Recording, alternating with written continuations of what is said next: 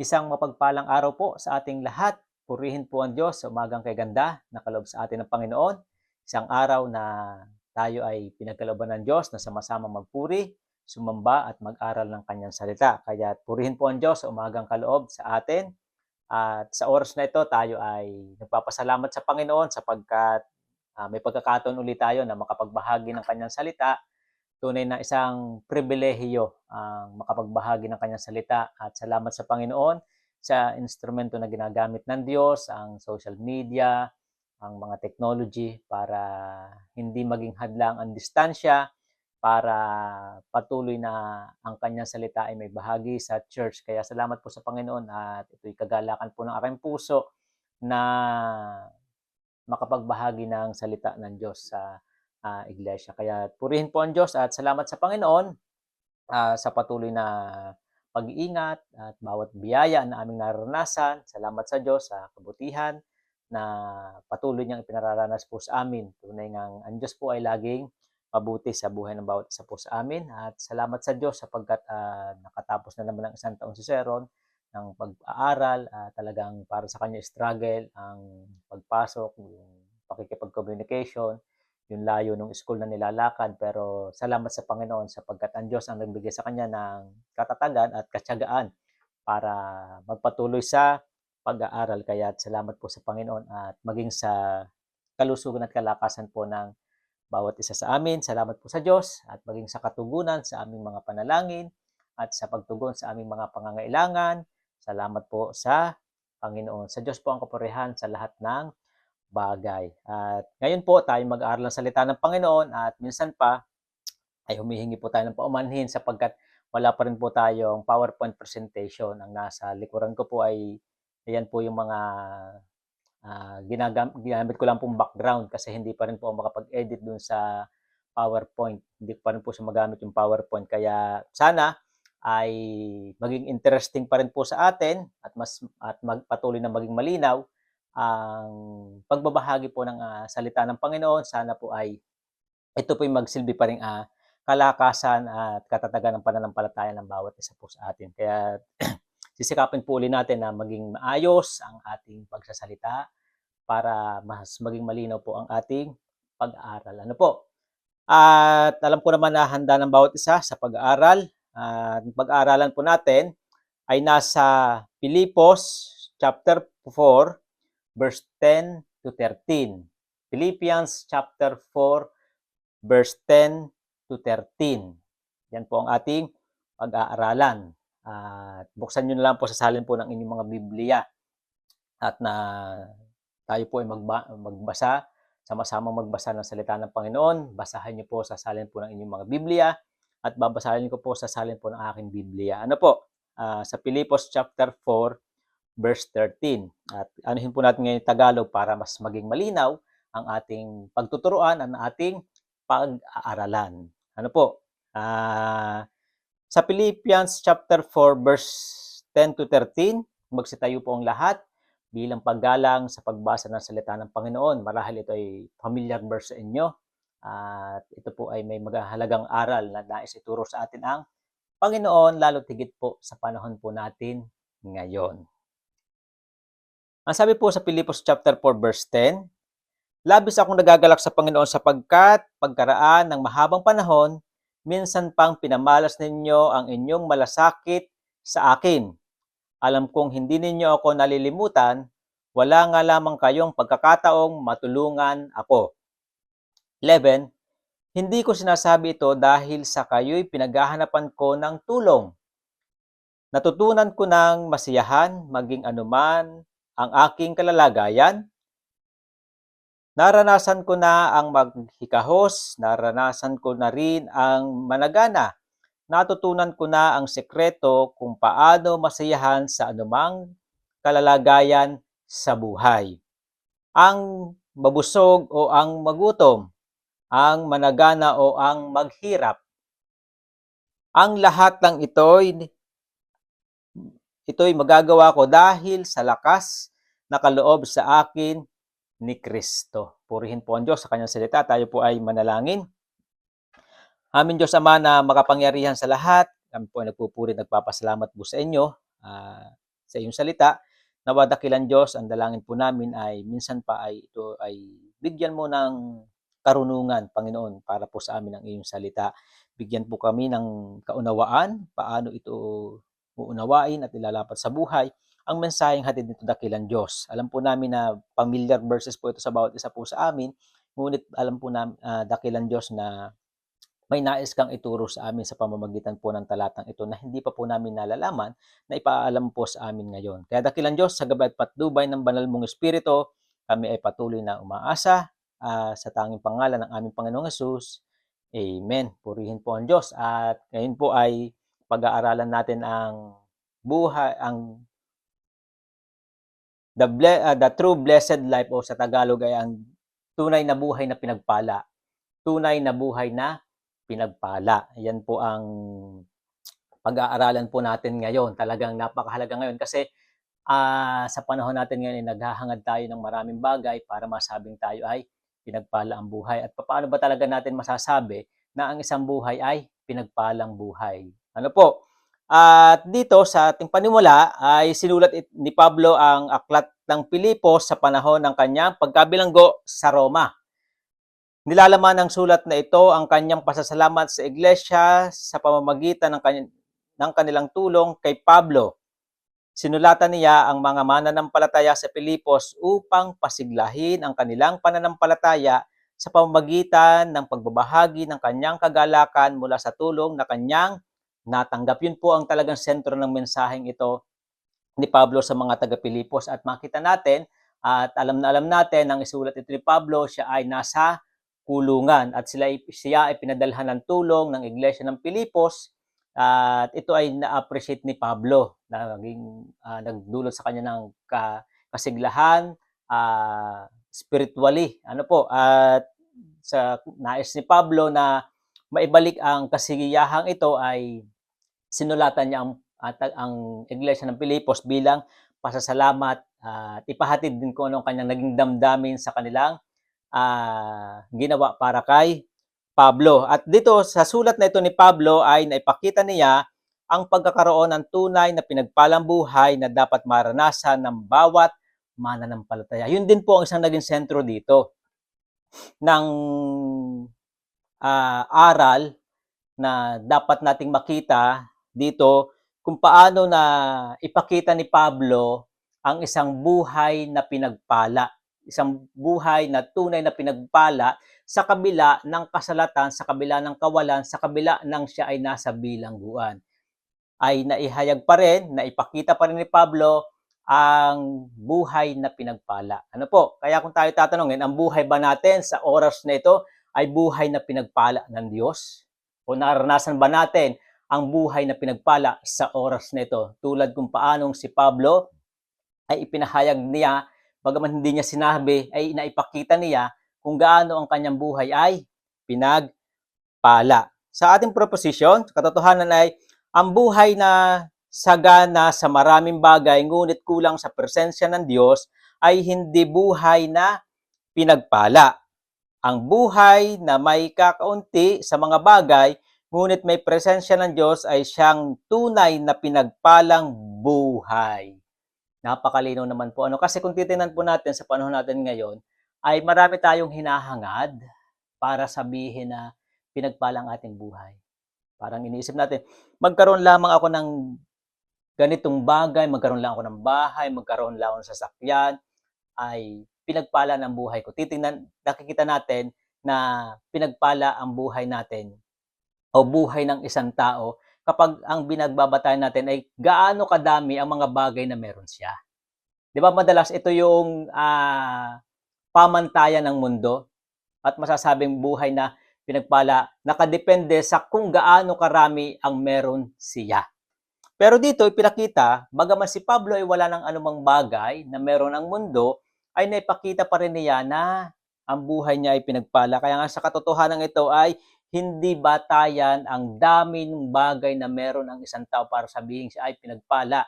Kahit pa siya ay marami ng lahat ng bagay, kung wala ang Panginoon sa kanyang buhay, ay hindi pa rin ito buhay na pinagpala. Bilang isang mananampalataya, kahit kakaunti ang meron tayo sa mga bagay na Sa mundong ito, konting gamit, konting bagay, lumang gadget o anuman. Pero kung meron naman tayong presensya ng Diyos, ang buhay po natin ay pinagpalang buhay. Amen po mga kapatid. Buhay po ba natin pinagpala? Kaya talagang huwag nating tingnan, sukatin ang ating buhay batay sa sukatan ng mundo. Ano po? Sukatin natin ang ating buhay batay sa sukatan ng Biblia. Ano po? O ng salita ng Diyos. Anong layunin ng pag-aaral natin ito? Itama ang maling pagkaunawa patungkol sa pagpapala at sa buhay na pinagpala. Tulad nga po sinabi natin kanina, no? Dapat bilang mananampalataya, maitama sa pamamagitan ng salita ng Diyos ang ating pananaw pagdating sa pagpapala. Kasi sa pamantayan ng tao, ang isang pagpapala ay laging nakatingin sa mga material na bagay. Kapag ang isang tao ay mayaman, magandang bahay, mayroong mga magagandang sasakyan, nakakapasyal sa kung saan-saan, nakakakain ng masasarap, sa tingin nila ito ay pinagpala ng buhay.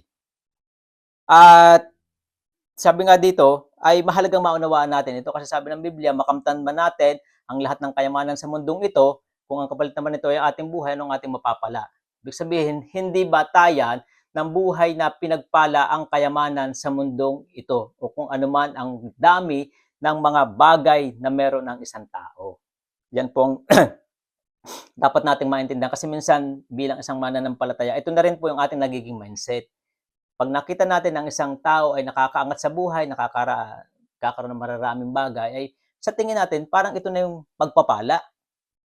At nagkakaroon siya ng pinagpalang buhay. Kaya hinahangad din ng maraming mananampalataya ang ganitong uri ng pagpapala. Pero titingnan po natin mabuti, ito pang biyayang kanyang natatanggap, nagpapalapit sa kanya sa Diyos o nagpapalayo sa Diyos.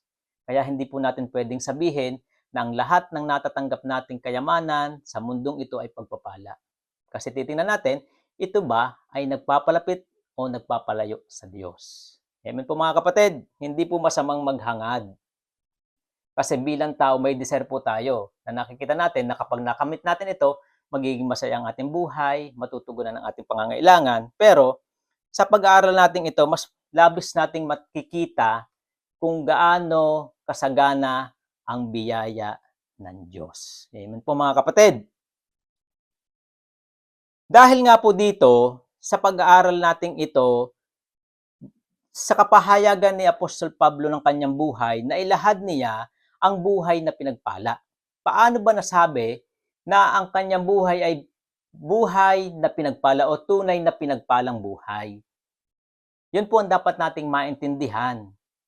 Baka kasi pinagpala na tayo, hindi pa rin natin nakikita na pinagpala na pala yung ating buhay dahil doon sa ating maling pagkaunawa. Kaya nga layunin itama ang maling pagkaunawa.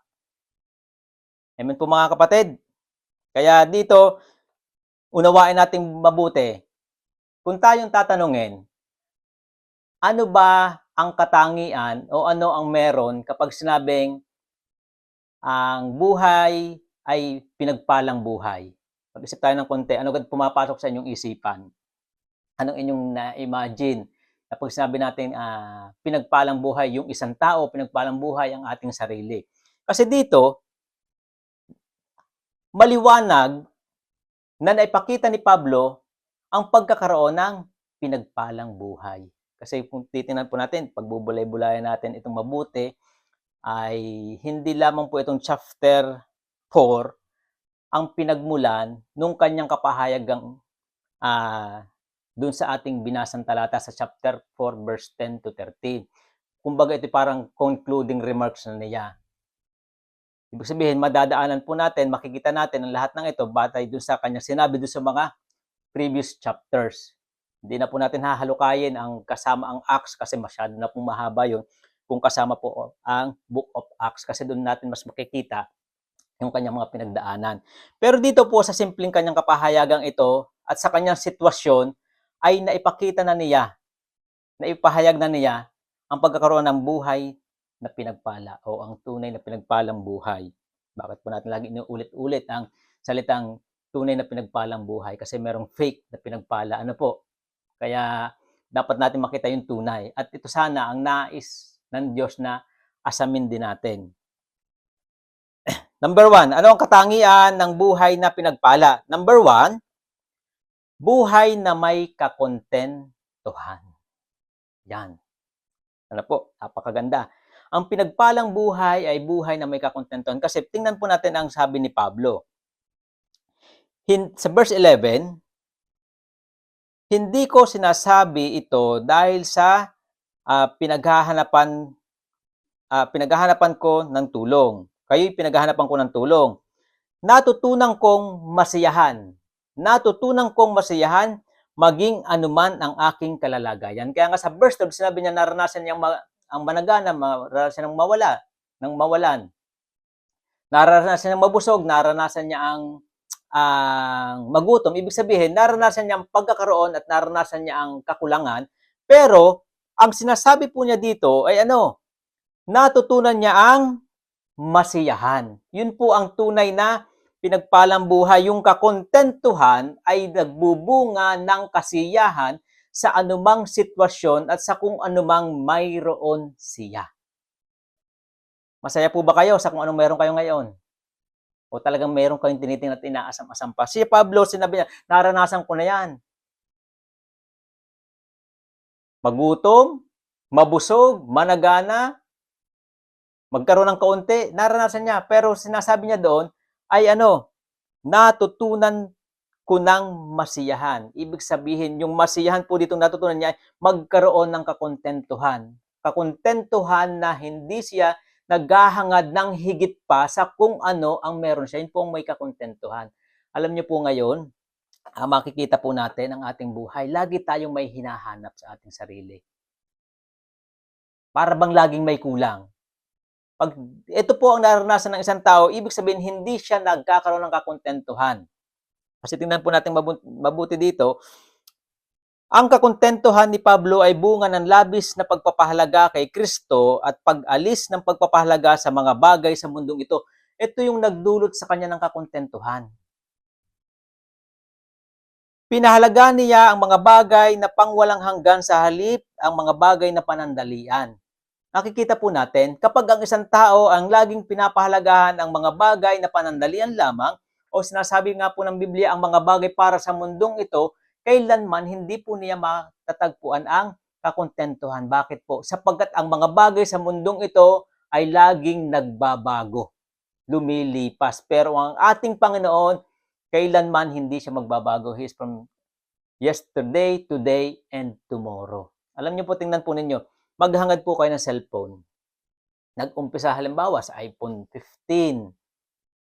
Gustong-gusto mo yung iPhone 15. Nung nagkaroon ka ng iPhone 15, dahil lumilipas ang panahon, nagbabago. 16 ang sunod mong gusto. Mamaya, 17, 18 hanggang so on and so forth. Kasi ang mga bagay sa mundong ito, kailanman hindi makakapagbigay ng kakontentuhan sapagkat ang mga bagay sa mundong ito ay panandalian lamang. Pero ang bigay ng ating Panginoon, kung ang Panginoon ang magiging laman ng ating puso, ito ay magbibigay ng kakontento sapagkat kailanman ang Panginoon ay hindi nagbabago. At yun po ang naging laman ng puso ni Pablo, ang ating Panginoon. Amen po mga kapatid. Tayong tatanong, ano ba ang hinahangad ng ating puso ngayon? Kotse, bahay, lupa, pera? Ano po ang ating hinahangad sa panahon po natin ngayon? Si Pablo, walang ibang hinahangad kundi ang Panginoon. Pinahalagan niya ang mga bagay na pangwalang hanggan. Kasi tingnan po natin mabuti.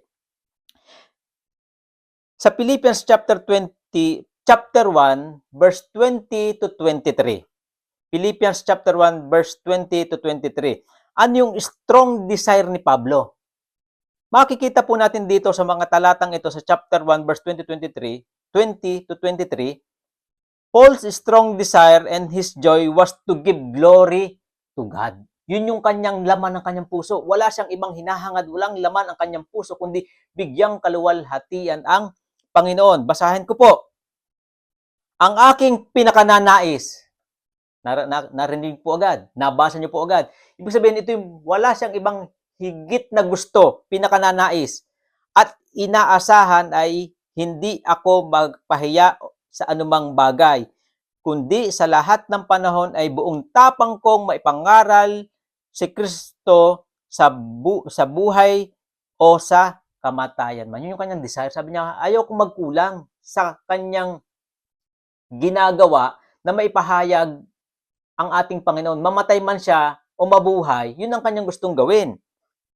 Sapagkat para sa akin, si Kristo ang aking buhay na kahit kamatayan ay pakinabang. 22. Ngunit kapag ako'y nanatiling buhay, ito'y kapakinabangan din sapagkat ako'y magagawa pa ng mabubuting bagay, hindi ko malaman kung alin ang aking pipiliin. Sa 23, ang pagtatalo sa loob ko, gusto ko namang pumanaw sa mundong ito upang makapiling si Kristo sapagkat ito ang lalong mabuti para sa akin. Parang ang ganda ng kanyang desire, ano? Nakikita niyo po ba? Naintindihan niyo po ba? Sabi ni Pablo, hindi ko na alam kung anong gagawin ko. Pag ako'y nabuhay, para kay Kristo. Magagawa ko pa ang mga bagay na pinagagawa sa akin ni Kristo. Pag ako'y namatay, lalong mas magaling. Kasi kasama ko na si Kristo. Ibig sabihin, ang kanyang laman ng puso, kung bakit siya may kakontentuhan is to give glory to God. Alam niyo po kung anong nagiging kalaban po natin, kung bakit tayo hindi magkaroon ng kakontentuhan. Ang nais po natin ay bigyang kasiyahan ng ating sarili, bigyang kasiyahan ng kapwa po natin, bigyang kasiyahan ng tao. Yun po ang nagiging dahilan kung bakit ang isang tao ay hindi magkaroon ng tunay na kagalakan. Amen po mga kapatid. Ano pa sabi dito? Saan nakaangkla ang puso ni Pablo? Sa Filipos chapter 3 verse 7 to 9. Ibig sabihin, saan nakatuon ang puso ni Pablo? Kasi sa dito, makikita na sa chapter 3 verse 7 to 9, Paul anchor his heart to Christ, not to earthly things. Kasi nga, si Kristo ang kanyang pinapahalagahan, kaya ito na ang naging sentro ng kanyang puso, ito na ang nilalaman ng kanyang puso. Tingnan natin, anong sinasabi po niya dito sa chapter 3 verse 7 to 9. Ngunit dahil kay Kristo ang mga bagay na pinapahalagahan ko noon, ano bang ang pinapahalagahan ni Pablo noon? Kapangyarihan, kayamanan, maging ang mga aral na kanyang natutunan nung siya ay bata hanggang sa tumanda. Yun po yung kanyang mga pinapahalagahan. Ito yung maling aral na kanyang natutunan. Noon ay itinuring kong walang kabuluhan ngayon. Nagkaroon ng transformation. Ano?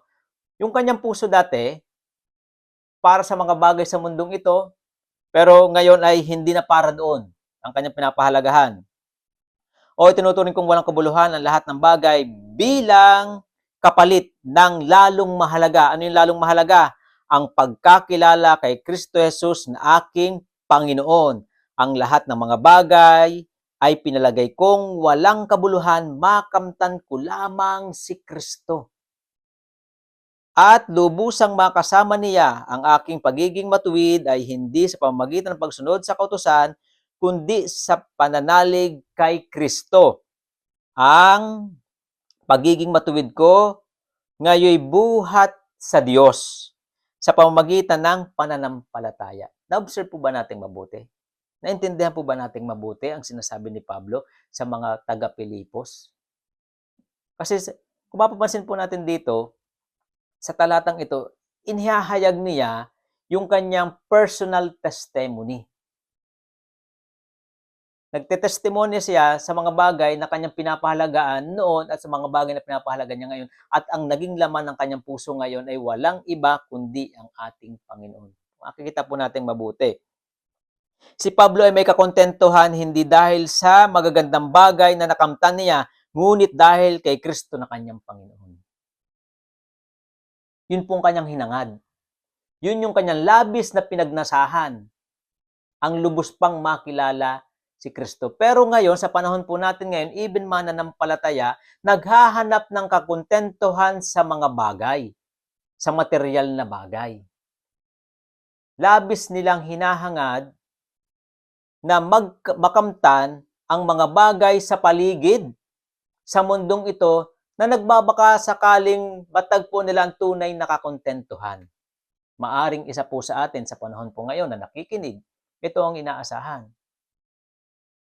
Bumibili ng iba't ibang gamit para maging masaya, maranasan ang kakontentuhan, hindi po masamang bumili ng bumili. Kaya lang, kung ang purpose po natin at hinahangad po natin ay tunay na kasiyahan, tunay na kasapatan, kailanman po hindi natin ito matatagpuan sa material na bagay. Para bang nililibang natin ang ating sarili. Kaya nga, napapadalas ang order sa Shopee at Lazada. Yan, may Shein pa. Bakit nililibang po ang sarili? Lahat po yan, panandalian lang. 1 week, 2 weeks, masaya po yan. Pero, hindi po yan tuloy-tuloy. Pero sinasabi po ditong kakuntehan na Pablo, naranasan niya meron at naranasan niyang wala. Amen po mga kapatid. Kung nagnanais po tayo ng tunay na kasiyahan sa buhay po natin at kakontentuhan, walang ibang kailangan po tayong hangarin sa ating buhay kundi ang ating Panginoon. Ang tanong na lamang, gaano tayo nagdi-desire na hanga din ang Panginoon na labis pa siyang makilala sa ating buhay. Tingnan po natin mabuti dito. How Paul achieved a contented life. Paano ba na-achieve ni Pablo? Batay sa verse 12, 11 and 12. Tingnan po natin mabuti, sabi niya naranasan na niya, natutunan na niya na makontento, masiyahan sa anumang kanyang kalalagayan o anumang kanyang katatayuan. Anong makikita po natin dito? Paano naranasan ni Pablo ang kakontentuhan? Dito, ipinakita niya ng he never complains about whatever situation he has. Yan po ang unang dapat po nating maintindihan. Yung complaining, stop complaining. Si Pablo hindi nagko-complain. Lord, bakit ako nandito? Anong nangyayari? Bakit mo po ako nilagay sa kalalagayan ito? Si Pablo, kahit pa siya nakulong, nabilanggo, kahit pa siya ay nasaktan, naanod sa dagat, hindi siya nag-complain sa Panginoon. Hindi siya nag-complain sa tao. Madalas ito po yung nagiging dahilan kung bakit tayo ay hindi makontento sa buhay po natin. Kasi ang dalas po natin na reklamo. Kasi tingnan po natin. He never compare his life to others. Bakit si ganito may ganyan? Bakit si ako wala? Bakit sila umaangat ang buhay? Bakit ako wala? Buti pa sila may ganon. Buti pa sila may ganne. Buti pa sila naandoon na. Alam niyo po ba yon? Nakikita po natin, ito yung nagiging ng ating sarili, refleksyon ng ating sarili, na kaya hindi tayo makontento kasi inuuna natin ay reklamo. Bukod sa reklamo, madalas nating kinukumpara ang ating sarili sa iba. Sabi nga, naubos ng ating panahon sa karereklamo at kabibilang ng biyaya ng iba, hindi na tuloy natin makita ang biyayang meron tayo. Amen po ba mga kapatid? Si Pablo, he is thankful in everything he has. How? He become thankful? He is thankful in everything he has through Christ who gave him strength. Kaya sabi ni Pablo, dahil kay Kristo na siyang nagbibigay sa akin ng kalakasan. Nagawa po niya ito na makontento. Alam niyo po, mahirap makontento ang isang tao kapag wala si Kristo sa kanyang buhay. Bakit lagi siyang magrereklamo at lagi niyang ikukumpara ang kanyang sarili sa iba? Kaya napakahalaga po ni Kristo sa ating buhay kung gusto po natin ng tunay na kasiyahan, tunay na kakontentuhan. Nakita po natin, being thankful. Alam niyo po, sa kako-complain po natin at kako-compare, yung mga biyayang nasa atin, hindi na po natin nakikita. Hindi na rin po natin na ipagpapasalamat sa Diyos. Unahin po muna nating bilangin ang bawat pagpapala na ating natatanggap sa araw-araw at ipagpasalamat sa Diyos. Dahan-dahan po ay makikita po natin magkakaroon na tayo ng kakontentuhan. Bakit po? Kasi nakikita na natin ang biyaya ng Diyos. Nakikita na natin ang ginagawa ng Diyos sa ating buhay. Hindi natin makita ang biyaya at ginagawa ng Diyos dahil po sa ating kako-complain at kako-compare. Buti pa si pastor na si ibang bansa na kasama ang pamilya. Palit po tayo. Ako naman di yan, dito naman kayo. Gusto niyo po ba yun? Di ba ganon? Buti pa si nakapunta na sa abroad. Nakapunta na sa ibang bansa. Buti pa sila may ganito. Ako wala pa. Ang hirap na ng buhay kong ito. Complain ng complain, compare ng compare. Pero hindi niyo po nakikita kung anong meron kayo. Amen po mga kapatid, hindi niyo nakikita, may privilege kayo na maka-fellowship kayo na sama-sama yan. malaya. Dito po, hindi po gano'n. Amen po mga kapatid. Kaya bago tayo mag-compare, bago tayo mag-complain, tingnan po muna natin mabuti kung ano ang meron na po tayo. Si Pablo ganun po. Kaya sabi niya, naranasan ko na, natutunan ko na ang sekreto kung paano maging masaya. Para pala magkaroon ng tunay na kasiyahan, kakontentuhan, itigil ang pagko-complain at itigil ang pagko-compare at maging thankful. Amen po mga kapatid. Ano aral na pinapakita po dito sa unang bahagi? Ang kakontentuhan ay makakamit kung tama ang pinapahalagahan ng puso. Amen po. Ano kaya ang laman ng puso natin mga kapatid? Ano yung ating labis na pinapahalagahan? Kasi yun pala ang magbibigay ng tama ng kakontentuhan. Kasi si Pablo, may tama siyang pinapahalagahan, may tamang laman ang kanyang puso. Walang iba kundi ang ating Panginoon. Amen po mga kapatid. Sa ikalawang bahagi, sana po matapos natin ito. Parang napapahaba na naman tayo. Talagang sarap talaga mag-aral ng salita ng Diyos. Amen po ba? Handa po ba kayo sa mahaba na naman? Napilit pinapaikli, pero lumalabas mahaba pa din na pag-aaral ng salita ng Diyos. Ay talagang habang nawala na yung PowerPoint para umikli-ikli, ay talagang napapahaba pa rin. Ano po, talagang ang sarap talaga mag-aral ng salita ng Diyos. Amen po ba mga kapatid? Hirap talaga pag hindi nakikita ang kausap. Amen. Kaya purihin ang Diyos sa ganitong kaparaanan. Padalawa, ano po ang katangian ng buhay na pinagpala? Padalawa, buhay na may kapayapaan. Siyempre, may kakontentuhan. Pag kontento ang isang tao, may kapayapaan. Tama po ba? Pag hindi kontento ang isang tao, ay di laging balisa. Kasi, tingnan po natin sa verse 10. Ano ba sinasabi sa verse 10? Labis akong nagagalak sa Panginoon sapagkat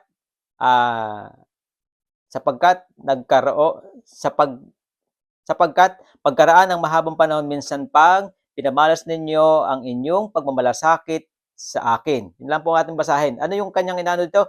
Labis na nagagalak. Ibig sabihin, labis siyang natutuwa at ang katuwang ito ay bunga ng isang kapayapaan. Kaya nga, halos ang naging tema ng Pilipos from chapter 1 hanggang chapter 4 ay rejoice.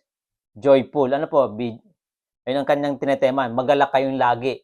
Ibig sabihin, bakit si Pablo ay nakakapagpayo ng magalak kayong lagi? At ang kanyang pagpapayong ito at pag-uutos ay hindi isang paraan na mabigat para sa kanya, kundi isang natural na paraan ng kanyang pagkakaroon ng pagbibigay ng mensahe. Kasi isipin nating mabuti, ang hirap magsabi na magalak kayong lagi kung ikaw mismo ay hindi nagagalak. Naranasan niyo po ba yun? Na mag-encourage kayo sa isang tao na sabi mo, "Oy, okay lang yan, maging masaya ka sa kung anong nararanasan mo," na ikaw mismo ang bigat na bigat. Kaya po ba natin yon? Baka nga pagka may isang tao sa atin, naglabas ng sama ng loob, na siya'y bigat na bigat sa buhay, sa halip na sabihin natin, kayang-kaya mo yan, kapatid, at may Panginoon tayo na mag-iingat sa atin, may Panginoon tayo na tutugon sa atin. Baka ang tugon natin, oo nga kapatid, ako din nga talagang hirap na din. Ikaw din pala. Kala ko ako lang. Di ba nagiging palitan na lamang ng kabigatan? Pero si Pablo, tingnan po natin sa kanya. Pag binasa natin yan, talagang lagi na niya, ang aking ikinagagalak sa Panginoon. Magalak kayo. Ibig sabihin, laging nababanggit niya yung kagalakan. Sa kabila ng lahat ng nangyayari kay Pablo, meron siyang kapayapaan na nagbunga ng kagalakan.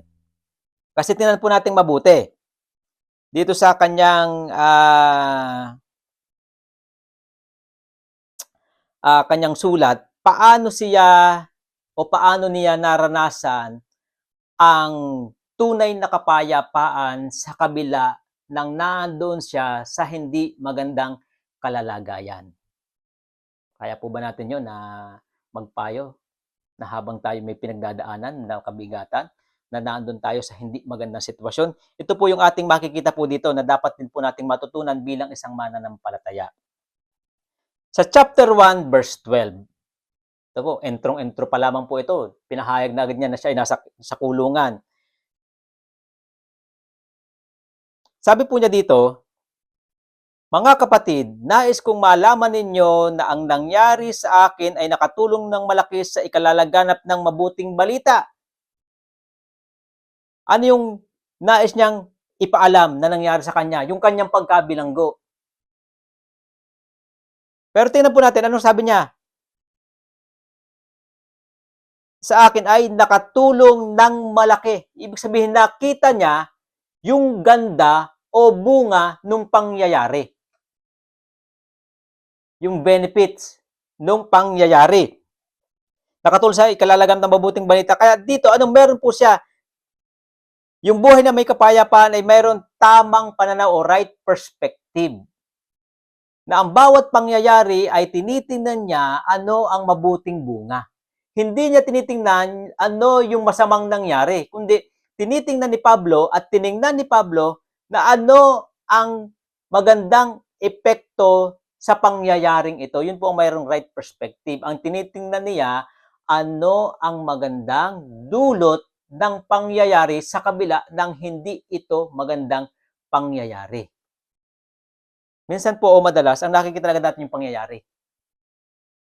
Halimbawa, na ospital, ang tinitingnan agad natin yung pagkakaroon ng sakit. Tinitingnan agad natin yung hindi magandang pagkakaroon ng kalusugan. Kaya anong mangyayari? Magko-complain, magrereklamo sa Diyos, bakit nagkasakit? Pero hindi nakikita what is the purpose of God behind that event. Sa likod ng pangyayaring ito. Yun po ang mahalaga makita ang ano po natin. Magkakaroon tayo ng kapayapaan pag marunong po tayong tumingin ng magandang mga pangyayari o bunga batay sa nangyayari. Amen po mga kapatid. Yan po ang kanyang tinitingnan. Tamang pananaw. Kung may nangyayaring hindi maganda sa ating buhay, ano po ang ating? Halimbawa, sa panahon po ngayon, meron kayong hindi magandang kalalagayang kinahaharap. Paano niyo po ito tinitingnan? Ito ba'y parusa ng Diyos? Ito ba'y proseso ng Diyos? Amen po mga kapatid. Si Pablo, bakit siya payapa? Kasi nakita niya, ito'y proseso ng Diyos. May purpose. Nakatulong ng malaki upang mailaganap ang mabuting balita. Isipin mo, kung hindi sila makukulong, hindi makakarinig yung mga gwardya. Amen po. Right perspective. Tamang pananaw. Hindi lamang po yun. Kaya meron siyang kapayapaan ay meron siyang unshaking hope o yung hindi natitinag na na pag-asa. Kasi tingnan po natin mabuti. Sa chapter 1 verse 19, anong kanyang kapahayagan dito? Na nagpapakita ng kanyang pag-asa sa kabila ng hindi maganda at walang kasiguraduhan ang kanyang kalalagayan. Kung ba siya malakakalaya pa o siya mabubuhay pa. Ang sabi po dito ay sa Pilipos chapter 1 verse 19, ay ang pag-asang muli akong makalaya sa pamamagitan ng inyong mga pananalangin at sa tulong ng Espiritu ni Heso Kristo. Tingnan po ninyo kanyang hope. Ang kanyang hope ay hindi batay sa kung ano ang kayang gawin ng tao. Paraan ng tao.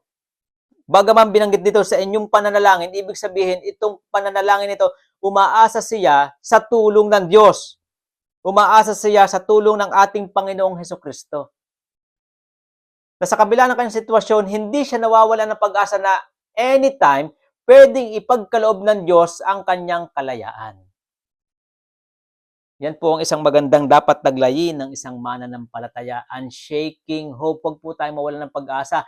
Anuman ang ating kinalalagyan sa buhay, anuman ang sitwasyon ng ating buhay, ito man ay pinakamabigat na sitwasyon na sa tingin natin ay walang paraan para ito ay ating malagpasan. Tandaan po natin, kapag ang bawat isa ay sama-samang nananalangin sa gabay at patnubay ng ating Panginoong Hesukristo, ay pwedeng mangyari na matapos ang ating problema at magkaroon ng solusyon. Amen po, huwag po natin kadibdibin ang ating mga problema. Sabi nga nung iba, pagka nagbibiro, huwag nung kadibdibin, may likod pa naman. Amen po mga kapatid. Ibig sabihin, huwag natin kaseryosohin. Kasi, titingnan natin, kung si Pablo kayo nagmukmuk na lang doon, wala nang pag-asa, hindi na makakalaya. Parang ganun lang kanyang gagawin. Bakit kasi ako sumunod pa sa Panginoon? Bakit pa ako nangaral?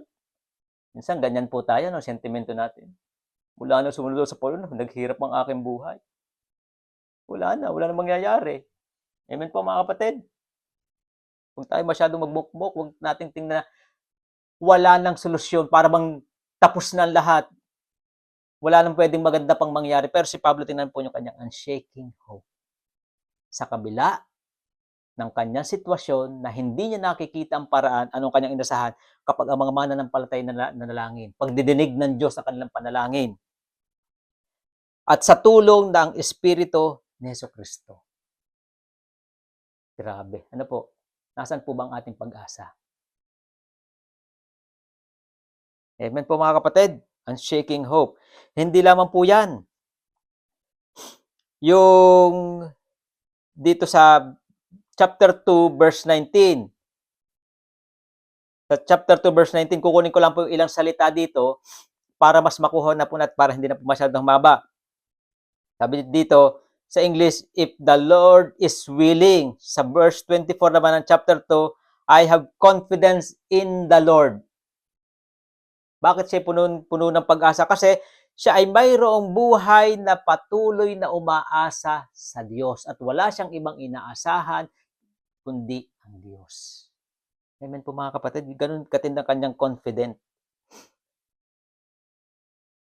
Ayun palang magiging epekto, ano po mga kapatid, pag ang isang tao lubusang nagtitiwala sa Diyos, sa kabila ng mayroong mabigat na sitwasyon, mananatiling siyang may kapayapaan. Tingnan po natin mabuti. Napakaganda po nitong aral na ito.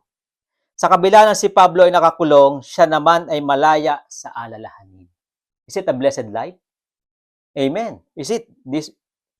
It is a blessed life. Kasi tingnan po natin, marami sa atin ang mga malaya pisikal, ngunit nakakulong sa mga alalahanin.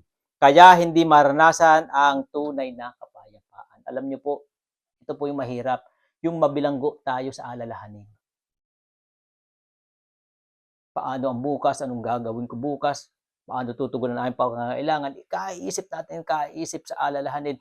Hindi na po natin ma-enjoy ang kasalukuyan. Kasi ang lagi natin iniisip ay ang araw ng bukas. Kaya sabi ng Biblia, huwag mo nang isipin ang araw ng bukas. Isipin mo yung pagka dumating na yan. Hindi pa dumadating. Amen po mga kapatid. Ulitin po natin. Para mas maintindihan po natin. Sa kabila ng si Pablo ay nakakulong, siya naman ay malaya sa alalahanin. Kung kayo kayang papipiliin, nakakulong ka pero malaya sa alalahanin o ikaw'y nakalaya pero puno ka ng alalahanin, anong pipiliin po natin? Para may sumagot na, ay makulong na lamang, malayo sa alalahanin. Okay, tawag po ng pulis at pakulong po yung mga yan. Amen po mga kapatid. Diba, makikita natin, malaya man tayong pisikal, pero kahit saan tayo pumunta, yung alalahanin ang nagkukulong sa atin para hindi natin maranasan ang kapayapaan. Mahirap pong mabilanggo kung bakit maraming nade-depress, nagkakaroon ng anxiety, nagpapakamatay kasi sila'y nakukulong sa kalungkutan. Walang kapayapaan. Pero si Pablo may pinagpalang buhay. Ano man ang kanyang sitwasyon, siya ay nanatiling masaya, nagagalak at payapa dahil sa Panginoon. Bakit siya nagkaroon ng kapayapaan? Kasi tingnan po natin, being prayerful, Paul became free from worrying through Christ who gave him strength. Ang Panginoon ang nagbigay sa kanya ng kakayahan na manatiling mapanalanginin upang maging malaya sa alalahanin. Amen po. Kaya yung 13, mahalaga po yung through Christ who gave me strength. Minsan ito po ay nagiging mali ang gamit po natin. Yung pagkukot po noong ng I can do all things through Christ who give me strength. Minsan pag ginagamit natin, kapag may na-achieve tayo o nagawa tayo, nakagraduate, okay, ayun ang gagamiting verse.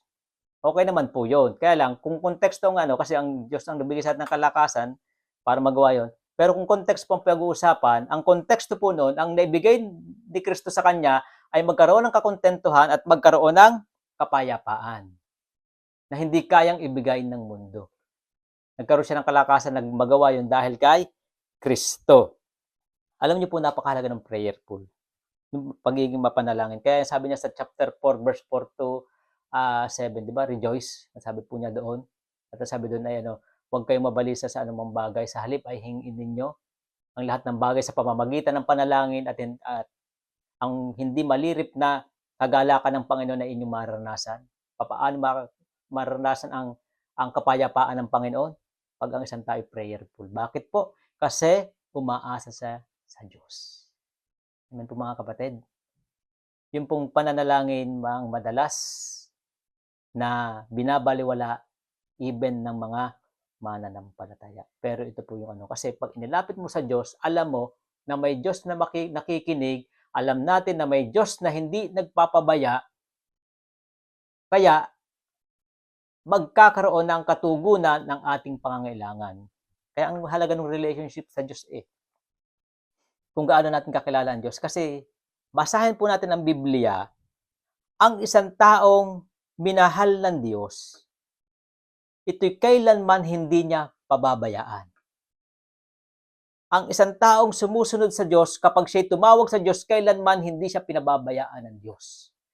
Kaya kung sa ating sarili, alam natin na tayo sumusunod sa Diyos, nananalig sa Diyos, pag tayo tumawag sa Diyos, hindi tayo pababayaan ng Diyos. Hindi sinabi ng Diyos kapag ikaw sumunod sa Kanya, kapag ikaw ay nanampalataya sa Kanya, free ka na sa worrying, sa problema. Hindi po. Hindi po yun doon. Ang sinasabi ng Panginoon, kapag tayo ay may problema, sasamahan niya tayo at tutulungan. Amen po mga kapatid. Yan po ang kahalagahan po noon. Kaya makikita po natin dito sa aral na binibigay sa atin ng Panginoon patungkol sa tunay na buhay na pinagpala, ang buhay na may kapayapaan. Ang tunay na kapayapaan ay makakamtan hindi dahil walang problema, kundi dahil panatag sa presensya ng Diyos. Kuha po ba natin? O sa English, having peace is not the absence of the problem, but being in the presence of the Lord. Nakuha po ba natin yung sinasabi ng ating Panginoon? Minsan kasi ang iniisip natin, magkakaroon tayo ng kapayapaan ng buhay kapag walang problema. Hindi po ganon. Si Pablo, may problema siya, may suliranin siya, pero siya ay may kapayapaan. Bagay si Moises, nung lalabas ng Ehipto, nung siya hinabol ng mga paraon, meron din silang kinakaharap na panganib, pero meron siyang kapayapaan. Kaya makikita natin dito, hindi yung kawalan ng problema ang magbibigay sa atin ng kapanatagan o kapayapaan, kundi ang alin? Yung pagnanatili sa presensya ng Diyos. Pero ito po ang nangyayari. Pag may problema, ang laging iniisip, lalayo na ako sa Diyos. Hindi muna ako aaten, hindi muna ako mananalangin, hindi muna ako magbabasa. Akala ba natin tayo ay lalo lamang po natin pinapahamak ang ating sarili. Lalo lamang po natin pinabibigat ang sitwasyon kung binabalak po natin na pag tayo may problema, lalayo sa Panginoon, wag na po nating ituloy. Bakit po? Dahil pinapahirapan lamang po natin ang ating sarili. Lalo lamang natin pinabibigat ang sitwasyon. Dapat mas lalo tayong manatili sa presensya ng Panginoon na nagtitiwalang kailan masabi nga po ni David ay ang sinasabi na hindi siya iiwan, hindi siya pababayaan ng Diyos. Siya ang Diyos, ang kanyang matibay na kanlungan. Amen po mga kapatid. Kaya yun po ang isang mahalagang lesson na tuturo sa atin. Kung nais po natin ang kapayapaan, manatili tayo sa presensya ng Panginoon. Ikatlo po, tapos po natin ito. Ang una ay buhay na may kakontentuhan. Ikalawa ay buhay na may kapayapaan. Ang ikatlo po ay buhay na may katatagan. Sa verse 13, sabi nga po dito, ang sabi niya dito sa verse 13, ang lahat ng ito'y magagawa ko dahil sa lakas na kaloob sa akin ni Kristo. Ibig sabihin, ano po sinasabi ni Pablo po dito, yung kanyang katatagan ay nagkaroon siya ng buhay na surrendered life to God o nakasukong buhay sa Panginoon. Sapagkat may matibay na pag-asa kay Kristo. Ang kanyang mananatiling pag-asa kung bakit siya ay nagiging matatag, walang ibang pag-asa kundi si Kristo. Meron siyang unshaking faith. Hindi natitinag na pananampalataya. Faith that surrendered to Jesus. Ang sabi po niya sa Philippians chapter 1 verse 20 to 21, Philippians chapter 1 chapter 20 verses 20 to 21. Ang aking pinakananais at inaasahan ay hindi ako mapahiya sa anumang bagay, kundi sa lahat ng panahon ay buong tapang ko maparangalan si Kristo sa buhay o sa kamatayan man. Sapagkat para sa akin, si Kristo ang aking buhay at kahit kamatayan ay pakinabang. Yun po kung bakit siya matatag. Hindi siya nakaangkla sa mundong ito, nakaangkla siya kay Kristo. Ano pa po? Unshaking faith for the purpose of life. Hindi natitir na pananampalataya para sa layunin ng buhay. Alam niyo po, pag alam po natin ang layunin ng buhay, anumang mangyari po sa atin ay hindi po tayo manghihina. Kasi sabi niya dito sa Philippians chapter 3 verse 12 to 14, Philippians chapter 3 verse 12 to 14, hindi sa nakamtan ko na ang mga bagay na ito, hindi rin sa ako'y ganap na, ngunit sinisikap kong makamtan ang gantimpala sapagkat ito ang dahilan kung bakit ako'y tinawag ni Kristo. Alam niya na may reward. Kailangan niyang tapusin ang takbuhin. Amen po. Mga kapatid, sa 13, hindi ko pinalalagay na nakamtan ko na ito, ngunit isang bagay ang ginawa ko. Nilimot ko ang nakaraan at sinikap ko marating ang layuning nais kong makamtan. Anong kanyang layuning nais makamtan? Ang makapinis dun po sa karera ng buhay. Hindi lang siya basta tumakbo, kundi ma-receive yung premyo na bigay ni Kristo, ang buhay na walang hanggan. Nagpapatuloy nga ako patungo sa hangganan upang makamtan ang gantimpala ng pagkatawag sa akin ng Diyos sa pamamagitan ni Kristo, ang buhay na hahantong sa langit. Alam niyo po kung bakit hindi si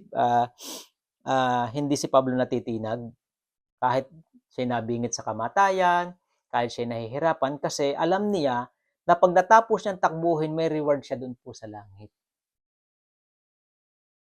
Meron siyang inaasahan kay Kristo. Alam niyo po, pag tama po ang ating inaasahan kay Kristo, anuman ang mangyari sa ating buhay paglilingkod man ito, mahirapan man tayo, hindi tayo susuko at patuloy at magpapatuloy tayo sa paglilingkod. Makita po natin dito, ang buhay ni Pablo ay isang halimbawa na may katatagan. Naipakita niya iyon sa pamamagitan ng hindi pagtigil sa paglilingkod sa Diyos sa kabila ng pagdurusang pinagdadaanan niya. Patuloy na naghangad na umunlad sa buhay pananampalataya. Amen. Yun yung kanyang desire. Yun yung kanyang halimbawa na kasi kung titignan natin, nabingit sa kamatayan. Ibig sabihin, dahil sa pagsunod sa Panginoon, siya ay labis na hirapan at nahandong pa sa maari ng mamatay. Kung kaya tayo ganon, makaranas ng ganon. Yun nga minsan, nakarinig pa lamang tayo ng masakit na salita. Salita pa lang yun, hindi pa physical. Nangangayaw na tayo sa ministry. Nangangayaw na tayo sumunod sa Panginoon. Minsan, nakaranas lamang ng kahirapan ng buhay.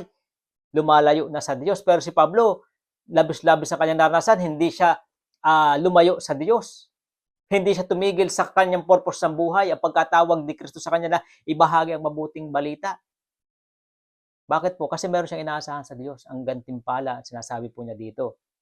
Makikita po natin kapag talagang ang isang tao ay ang buhay ay nakasentro sa Panginoon, ano man ang kanyang pinagdadaanan, hindi siya lalayo sa Diyos.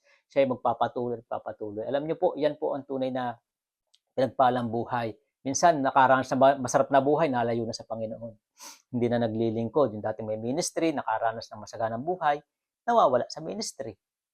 Minsan, yung iba naman, naghirap, naalis sa ministry. Pero si Pablo, naranasan niya sumagana, naranasan niya magkulang, pero hindi siya umalis sa ministry. Hindi niya iniwan ang pagkatawag sa kanya ng Panginoon. Paul was full of courage through Christ who gave him strength. Yun ang isang mahalaga doon na sinasabi ni Pablo. Bakit niya nagawa ito?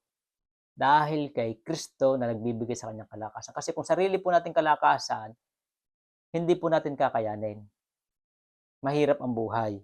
Amen po ba? Mahirap sumunod sa Panginoon. Pero pagka ang Panginoon ang naging sentro natin, ang Panginoon din mismo magbibigay sa atin po ng kalakasan para magawa ito na magpatuloy. Amen po ba, mga kapatid? Sana po tayo natututo. Medyo nakakahaba na po tayo. Amen. Andyan po ba pa kayo? Kakahangin lang po ang tenga.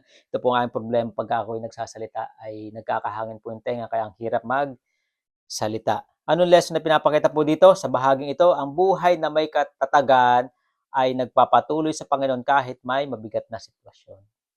Yan po ang pinagpalang buhay. Na kahit pa siya ay nahihirapan, nabibigatan, siya ay nagpapatuloy. Amen po mga kapatid, sana ganoon din po tayo. Nahihirapan man tayo, nabibigatan tayo, huwag tayong susuko. Magpatuloy po tayo. Sapagkat ito po ang pinagpalang buhay, hindi lumalayo sa Panginoon. Sa ating pong conclusion, the true blessed life is the life when Jesus become the center of life. It will lead to contentment, peace, and courage. The true blessings are unshakable. It does not fade when money runs out, health change, or storm come. It is found in Jesus, flows through faith, and lasts forever. Ito po, ang simpleng tinuturo sa atin ng Panginoon sa oras pong ito. Hindi ang pagkakaroon ng maraming material na bagay ang tunay na pinagpalang buhay. Kundi ang pagkakaroon ng tunay na pinagpalang buhay ay yung hindi nawawalang kakontentuhan, kapayapaan, at katatagan. Yung buhay na nakasentro sa ating Panginoon. Yan po tunay na pinagpala. Kung meron po tayo, di ba, meron lagi tayong hinahangad. Kung meron tayong hahangad din sa ating buhay, wala po tayong ibang labis na hangad din kundi ang ating Panginoon. Sabi nga po dito, ano yung action na dapat pong gawin? Kasi sabi ni Pablo sa Philippians chapter 3 verse 17, mga kapatid, tumulad kayo sa halimbawang ipinakita ko sa inyo. Pag-ukulan din ninyo ng mga pansin ang lahat at sumunod sa aming halimbawa. Pinakita na ni Pablo ang kanyang halimbawa na dapat po natin tularan bilang mga mananampalataya. And then po sabi ni Pablo sa Philippians chapter 4 verse 8, bilang pagtatapos, mga kapatid, dapat maging laman ng inyong puso at ang mga bagay na karapat-dapat at kapuri-puri. Mga bagay na totoo, marangal, matuwid, malinis, at kaibig-ibig at kagalang-galang. Sa verse 9, isagwa ninyo ang lahat ng inyong natutunan, tinanggap, narinig, at nakita sa akin. Sa gayoy, sa inyo ang Diyos nagbibigay ng kapayapaan. Yan po ang mensahe po sa atin ng ating Panginoon na ano man ang natutunan po natin sa buhay ni Pablo, gayahin po natin. Sabi nga po dito, paano ba natin mararanasan ang ganitong buhay? Una, pagpakatibay tayo sa Panginoon. Magbigay, hindi lamang tagatanggap lagi. Yun po, para makontento tayo, maging masaya tayo. Huwag lang po tayong nag-aabang. Matuto rin po tayo magbahagi ng biyaya na natatanggap po natin at magalak sa lahat ng panahon. Mamuhay ayon sa salita ng Diyos. Yan po ang mga dapat po natin gawin bilang isang pagtugon sa aral na ibinigay po sa atin ng Panginoon at sa ating pong pagbubulay-bulay na tanong. Who or what is the center of our life? Sino o ano ang sentro ng ating buhay? O ibig sabihin, ano yung ating labis na pinapahalagahan ngayon? Sa anong aspeto ng aking buhay naranasan ko na pinalakas ako ng Diyos? Yan po ang isang tanong. Isa pa po, ano yung madalas nating hinahangad na bagay na, sabi dito sa English, what things do we often chase hoping that we will make feel blessed? Ano yung mga bagay na madalas nating hinahangad para maranasan natin, para maranasan na maramdaman na tayo pinagpala? Para bang sinasabi dito, ay pag ako'y nagkakotse, ay ramdam ko pinagpala ng aking buhay. Ano yung bagay na hinahangad natin na parang masasabihin natin na pinagpala ang ating buhay? How long does the feeling last? Gaano katagal, tumagal naman yung feeling na yon, yung damdamin na yon, nung nakamtan yung pagpapalang yon, o yung bagay na yon. Ang isa pa po, how would your life change if you focus your heart and mind to God's love and His promises rather than to focus on circumstances? Paano daw nagbabago ang iyong buhay kapag ka itinuon mo ang iyong puso at isipan sa pag-ibig ng Diyos at sa kanyang pangako kaysa ituon sa mga suliranin? Paano nag-change po yun? Ayan, pwede po natin pagbulay-bulayan sa small group po natin at maging sa ating sarili. Kasi mahalaga po yan ang binigay sa ating aral ng Panginoon mula po dito sa Filipos chapter 4 verse 10 to 13. Sana po tayo ay natuto, sana po tayo ay umunlad, sumigla ang ating buhay, pananampalataya. Tandaan po natin, ang buhay na pinagpala kapag ang buhay mo ay nakasentro sa Panginoon. Kapag ang buhay mo ay nasa presensya ng Panginoon. Ang mga bagay sa mundong ito ay panandalian lamang. Hindi natin ito mararanasan ang tunay na kakontentuhan, kaligayahan, kapayapaan at katatagan. Matatagpuan po natin ito walang iba kundi sa ating Panginoong Jesucristo. Kaya purihin po ang Diyos sa oras pong ito. Tayo po ay manalangin. Dakilang Diyos, Ama na makapangyarihan sa lahat, minsan pa kami nagpupuri at nagpapasalamat po sa iyong salita na nagtuwid po sa aming mga maling pananaw, nagbigay po sa amin ng aral sa mga bagay na dapat po namin gawin. Tunay nga, Panginoon, nakakapagod ang buhay dahil ang lagi namin hinahangad ay mga bagay sa mundong ito. Mga bagay na panandalian lamang kaligayahan ang dulot, panandalian kapayapaan, minsan o madalas nagiging discouragement pa po namin, dakilang Diyos. Disappointment ang aming naranasan. Mahabang panahon namin inasam ang isang bagay, ngunit nung maranasan namin ay disappointment naman ang nagiging dulot po nito. Dakilang Diyos, tunay nga Panginoon, hindi sapat ang aming karunungan para makita kung ano ang meron sa hinaharap. Ngunit dakilang Diyos, ang iyong presensya ay sapat na para kami ay maging matatag, maging payapa sa kung ano man meron ang bukas, sapagkat alam po namin na kailanman di mo kami iiwan ni pababayaan man. Salamat po, Panginoon, sa buhay ni Apostol Pablo na naging instrumento para magbigay ng isang mabuting halimbawa na dapat po namin tularan. Salamat din po sa iyong salita na naging instrumento para kami po ay matuto. Kaya dakilang Diyos, naway magkaroon po ito ng paglalapat sa buhay ng bawat isa po sa amin. Dakilang Diyos, sa iyo po namin ito binabalik ng mataas na papuri. Pasasalamat sa tanging pangalan ng aming Panginoong Hesus. Amen. Okay, purihin po ang Diyos sa oras pong ito. Pasensya na po kung napahaba po uli ang ating mensahe. At sana po ito naging pagpapala po sa atin. Kaya purihin po ang Diyos. At ngayon po ay yung akin namang clicker na the remote ay sirado, may problema din, ayaw tumalab.